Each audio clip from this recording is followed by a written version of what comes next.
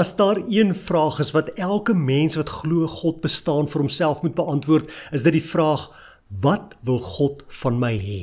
Ek bedoel, as God regtig is wie hy sê hy is, as God almagtig is, as God alomteenwoordig is, as hy alles weet, as hy alles geskaap het, dan sal ek as nietige mens graag wil weet, wat wil daardie almagtige God van my as mens hê?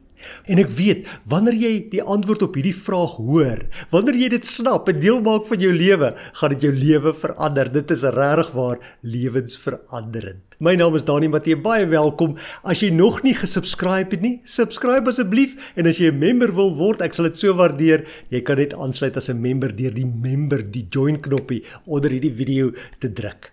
Nou ja, wat wil God van my hê? Ek dink baie gelowiges dink, God wil hê, ek moet groot dinge vir sy koninkryk doen, soos Moses wat die Israeliete uit Egipte gelei het, of soos Dawid wat 'n reus verslaan het. En hulle is gereed, hulle sê, ja Here, gebruik my, ek wil ook groot dinge vir u koninkryk doen, ek is beskikbaar vir u. Maar wanneer ons na die Bybel toe gaan en sien wat Jesus vir sy disippels in Matteus 7 leer en sê, dan gooi dit so 'n bietjie koue water op daardie argument. Want, sê Jesus, nie elkeen wat vir my sê, Here, Here, sal in die koninkryk van God ingaan nie. Kom ek lees vir jou Matteus 7, dan van vers 21 af. Ja, in vers 21 sê hy, nie elkeen wat vir my sê, Here, Here, sal in die koninkryk van God ingaan nie, maar net hy wat die wil doen van my Vader wat in die hemel is. En dan sê hy in vers 22, baie sal daardie dag vir my sê, Here, Here, het ons dan nie in u naam gepreek nie, deur u naam bose geeste uitgedryf en in u naam baie wonders gedoen nie. Dan sal ek openlik vir hulle sê, ek het julle nooit geken nie, gaan weg van my af, julle wat die wet van God oortree. Dan sal ek vir hulle sê, ek het julle nooit geken nie. Jesus praat hierso van kerkmense, van gelowiges, mense wat dink, hulle saak met God is reg, wat dink hulle is sy volgelinge. En dan sê hy, gaan weg van my af, want ek het julle nooit geken nie. Dit is wat so skokkend is. Dis mense wat duiwels uitgedryf het in Jesus se naam, wat wonderwerke gedoen het, wat in Jesus se naam gepreek het, hulle het voor op die kansels gestaan en gesê, so sê die Here, Here. En Jesus sê, gaan weg van my af, want ek het julle nooit geken nie. Dit is skokkend. So, ja, God wil jou gebruik in sy koninkryk natuurlik, maar dit is nie die een belangrike ding wat God van jou en van my wil hê nie. Daar's iets anders. En die antwoord vind ons in die Ou en in die Nuwe Testament so duidelik. Maar voordat ek daarby uitkom, wil ek net ietsie deel van myself, want dit is die ding wat my geleer het, wat God van my wil hê. Daai een groot belangrike ding. Ek het 2 dogters en ek het 'n seun. Ek het 3 kinders en ek het 3 kleinkinders. En my dogters is wonderlike, liefdevolle, pragtige kinders. Ek is so trots op hulle. En ek onthou toe die oudste in matriek was, is sy gekroon as die skool se voorblad nooi. Sy het die kompetisie gewen en my vader hart het so hard geklop, so trots gewees, dat my kind so mooi is, dat sy almal in die skool kon uitstof in hierdie skoonheidskompetisie. En my tweede dogter, my jongste dogter, toe sy in matriek kom, het sy eerste gestaan in haar klas, sy was onder die top matrieks in die land gewees. En ek was so trots gewees hoe sy haar uitslaag kry. Maar weet jy wat? As ek dink aan my kinders, aan my dogters, aan my seun, dan dink ek nie daaraan dat ek liewer vir hulle is, omdat hulle mooi prestasies gelewer het nie. Omdat hulle gewen het, omdat hulle die nommer 1 was nie, omdat hulle so slim is en so talentvol is nie. Ek is lief vir hulle, punt. So, wat hulle gedoen het, maak my trots, ja, dit laat my pa hart warm klop, maar dit maak nie dat ek liewer raak vir hulle nie. Ek is lief vir hulle soos wat hulle is.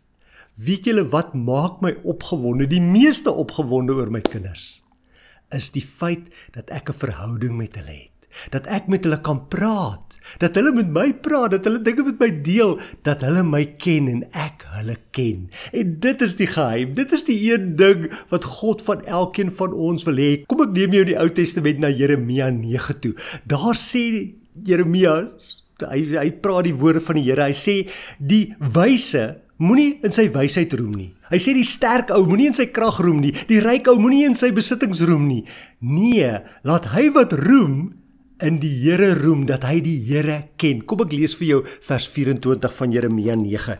Daar staan, laat hom wat wil roem daarin roem, dat hy insig het en my ken. dat hy insig het en my ken, en die woord vir ken wat in Hebreëus daar gebruik word is Yoda. En dit is 'n woord wat nie net sê ek het kopkennis van God nie, ek weet sekere feite van God nie, ek stem in my verstand saam dat God bestaan of dat hy aan die kruis gesterf het vir my nie. Nee, dit gaan oor 'n intieme kennis van God, oor 'n verhouding wat ek met God het. Dit is dieselfde woord wat in Genesis 4 gebruik word wanneer Genesis vir ons sê Adam het gemeenskap, het liefde gemaak met sy vrou, met Eva, en hulle het 'n seun in die wêreld gebring. Daardie liefdesverhouding, dit is wat beskryf word deur die woord Yoda. En dit is wat God sê, hulle wat my ken, wat 'n intieme verhouding met my het, dit is hulle wat kan roem, want dit is wat ek van hulle wil hê. En in die Nuwe Testament praat Jesus ook daaroor. Kom ek neem jou in die Nuwe Testament, na Johannes 17 vers 3 toe. Jesus is aan die woord en hy sê, en dit is die ewige lewe, dat hulle u ken, die enigste ware God, en Jesus Christus wat deur u gestuur is. Dit is die ewige lewe, dat hulle u ken, en die Griekse woord wat daar gebruik word is gnosko, en dit is weer eens 'n woord wat dui op 'n verhouding, 'n intieme naby verhouding, wat ons met God moet hê. Want dit is wat God van ons verlang. Die een groot ding wat God wil hê van jou en van my is dat ons in 'n intieme verhouding met hom moet staan, dat ons hom met ander woorde moet ken. God wil geken word deur ons. God ken ons deur en deur. Daar's nie 'n haar wat van ons kop afval wat hy nie van weet nie. Hy ken, ons sit en ons opstaan, voor 'n gedagte nog by ons opkom, weet hy daarvan, want hy ken ons en hy wil hê ons moet hom ook ken. Want om hom te ken is om hom lief te hê. Dr. Manfred Goetske, wat vir Campus Crusade gewerk het, hy het onder andere gesê, en dit was die ding waarmee hy graag lesings afgesluit het, as hy klaar met die studente gepraat het oor hierdie teologie of oor daardie ding in die Bybel, dan het hy gesê, remember this, to know God is to love God. Kan jy onthou wat was die een grootste, belangrikste wet wat Jesus gesê daar is? Toe die skrifgeleerdes na hom toe kom en sê, wat is die belangrikste wet? Toe sê hy vir hulle, eerstens, jy moet die Here jou God lief hê met jou hele hart, met jou hele siel en met al jou verstand. Dit is die eerste en die grootste gebod, en die tweede wat hiermee gelyk staan is, jy moet jou naaste lief hê soos jouself. As jy vir God ken, dan sal jy nie anders kan as om God lief te hê nie. Om God lief te hê is nie moeilik as jy God ken nie, want God is liefde. Hoe beter jy hom leer ken, hoe nader jy in 'n verhouding met hom leef, hoe meer gaan jy hom lief hê. Dit werk net so. So, daarom wil God so graag hê jy moet hom ken, want hoe meer jy hom gaan ken, hoe beter jy hom gaan leer ken, hoe meer tyd jy saam met hom spandeer, hoe liewer gaan jy vir God raak. Daar was een keer 'n Hollandse diamanthandelaar, hy het daar in Amsterdam gebly, en hy het altyd gesoek na die mooiste en die beste en die mees spesiale diamante.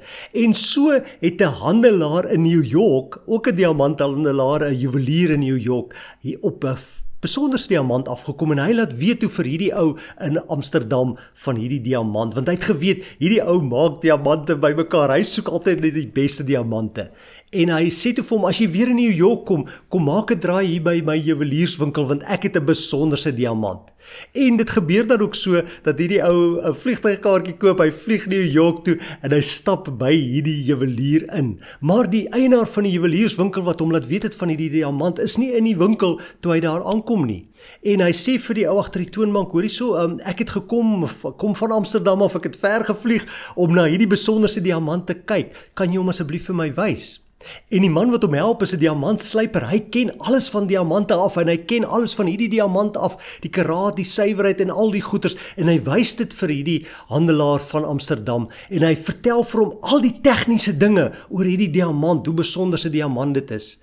En toe sê die handelaar uit Amsterdam, nadat hy baie mooi na die diamant gekyk het, jammer, dis nie regtig wat ek soek nie, baie dankie vir jou tyd. En hy draai om hom uit te loop, maar soos wat hy by die deur van die juwelier wil uitstap, kom die juwelier, die eienaar, daar ingestap, en hy sê vir hom, welkom, ek is so bly jy's hier, so het jy die diamant gesien?